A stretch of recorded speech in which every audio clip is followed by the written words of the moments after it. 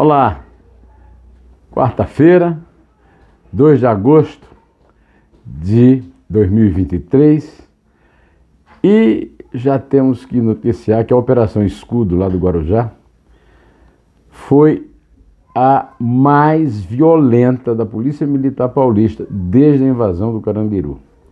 E também que o relator do inquérito contra Carla Zambelli no Conselho de Ética da Câmara já admitiu a representação contra.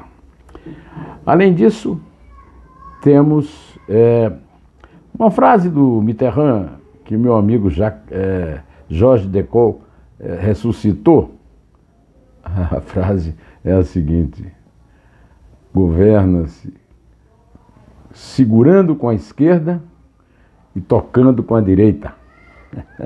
Isso ele fala, a metáfora do violinista. Agora, convencer o Lula disso e a turminha lá do PT não vai ser fácil, né? E eu quero fazer uma recordação que não vai ser muito agradável para os heróis da esquerda aqui entre os meus inscritos, não. É sobre a relação entre o assassinato de Ângela Diniz e a famosa legítima defesa da honra. Bom, mas antes eu quero agradecer a você pela sua permanência aqui, pela sua fidelidade, porque você acompanha, porque você põe nas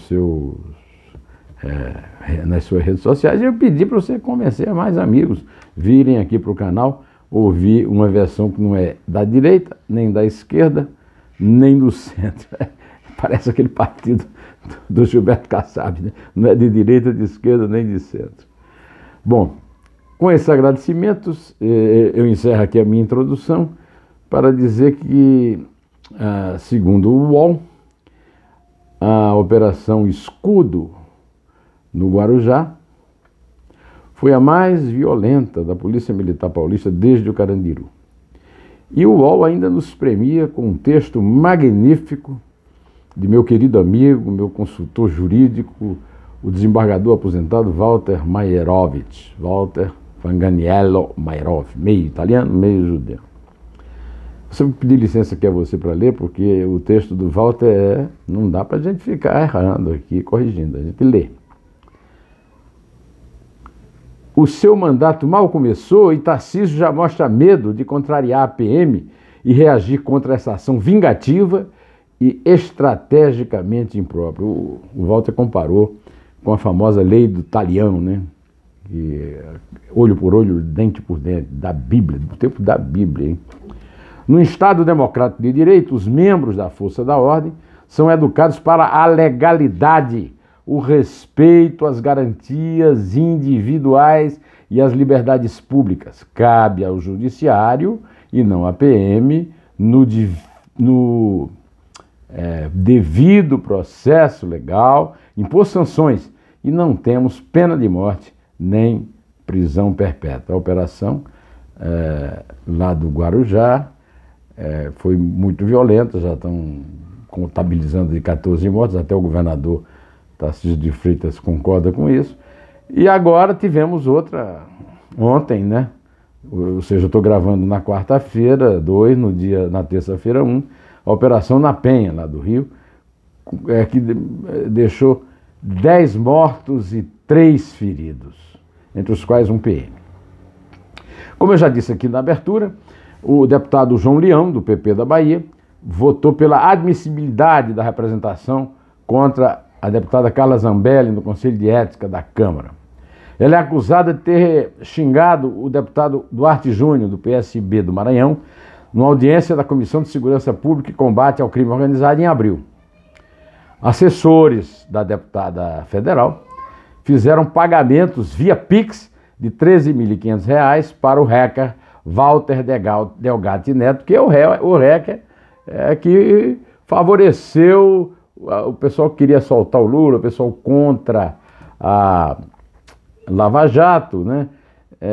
Cobrindo o roubo das mensagens de telefone celular de procuradores e do juiz Sérgio Moro, que foram obtidos de forma ilegal. conforme o relatório da Polícia Federal, enviado ao Supremo Federal, Delgani Neto, que invadiu celulares dos procuradores da Lava Jato, agora deixa de ser um herói, passa a ser um réprobo da esquerda e herói da direita, né? Ele teria sido pago pela bolsonarista para invadir o sistema do Conselho Nacional de Justiça e produzir um mandado de prisão falso contra o ministro do Supremo Tribunal Federal e presidente do Tribunal Superior Eleitoral, Alexandre de Moraes. Com base nesses indícios, a Polícia Federal cumpriu, nesta quarta-feira, que estamos gravando aqui, né, no começo aqui da noite, busca e apreensão em endereços da parlamentar em Brasília e em São Paulo.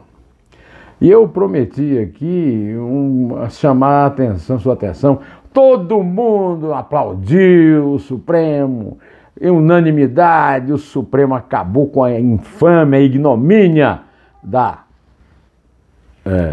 legítima defesa da honra. Sabe quem inventou a legítima defesa da honra? Foi um herói da esquerda, o doutíssimo e aplaudidíssimo jurista Evandro Lins e Silva, padroeiro da esquerda, em 1980, na defesa de Doca Street, o assassino da socialite mineira, a belíssima Ângela Diniz, na Praia dos Ossos, em Cabo Frio, em 30 de dezembro de 67. O júri dele, em 1980, no júri dele, em 1980, é que o Evandro Lins e Silva, padroeiro da esquerda, patrocinou essa tese que foi agora derrubada com justiça, com justiça. Aplaudo aqui os votos das mulheres, Rosa Weber e a nossa mineirinha, né, a Carmen Lúcia, principalmente, né?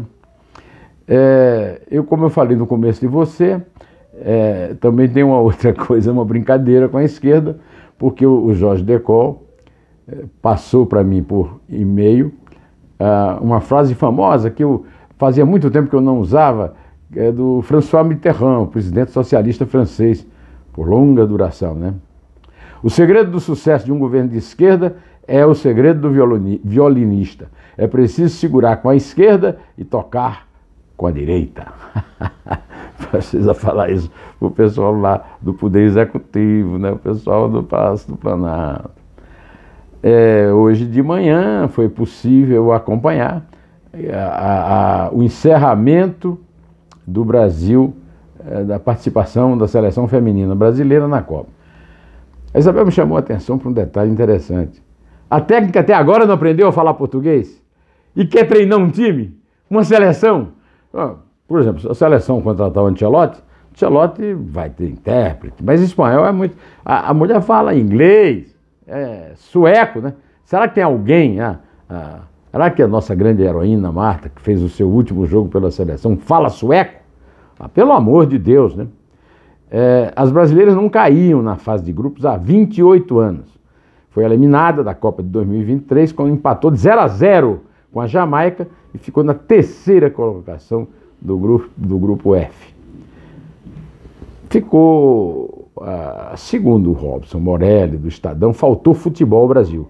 O time é fraco e inexperiente. Derrota não tem nada a ver com falta de estrutura. Eu aplaudo muito e mais, chama a atenção que não adianta a Globo vender esses produtos caríssimos e depois vir fazer propaganda como se estivesse falando do jogo do século. Não adianta, ninguém vai cair nessa lorota de futebol feminino.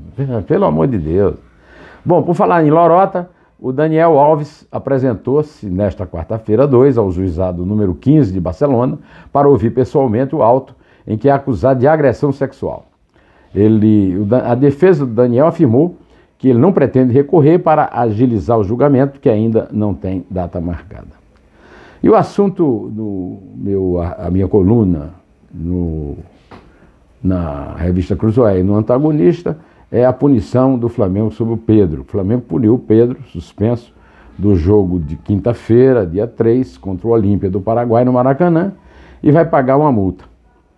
Bruno Espindo, Marcos Braz e Rodolfo Landim, que são os membros desse tribunal que condenou o Pedro, que levou um murro na cara porque cometeu uma indisciplina de um superior hierárquico, O Pedro tem direito de recorrer à justiça trabalhista e cobrar a multa do Flamengo. Agora o Flamengo está cobrando multa do Pedro.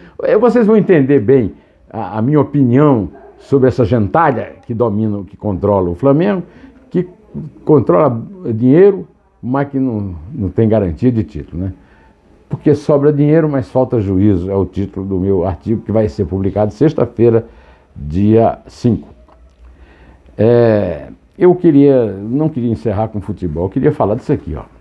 Isso aqui é um livro que eu lancei este ano, e este livro mereceu um comentário brilhante do doutor em letras, Rinaldo de Fernandes, maranhense, professor da Universidade Federal da Paraíba, a poesia plurifacetada de Zé Neumann e Pinto, num jornal literário, Rascunho, do Rogério Pereira, lá de Curitiba, que eu respeito muito e sigo há muito tempo e batalho para que ele continue sobrevivendo. Hoje eu vinha chegando em casa, estava na mesinha na porta, a segunda parte do artigo, a poesia plurifacetada de Zé Neumann e Pinto, de Rinaldo Fernandes, na qual ele diz algo que me envaidece ao extremo. Neste segundo comentário dele sobre o livro, ele diz o seguinte, ele encerra dizendo o seguinte: e assim se faz esse livro plurifacetado que é Antes de Atravessar. Um livro que coloca de vez o Zé Neumann e Pinto entre os poetas de destaque da literatura brasileira contemporânea. O que dizer a não ser obrigado, uma bênção e um beijo, Rinaldo. A Isabel está aplaudindo e eu estou dizendo em pé. Meu amor!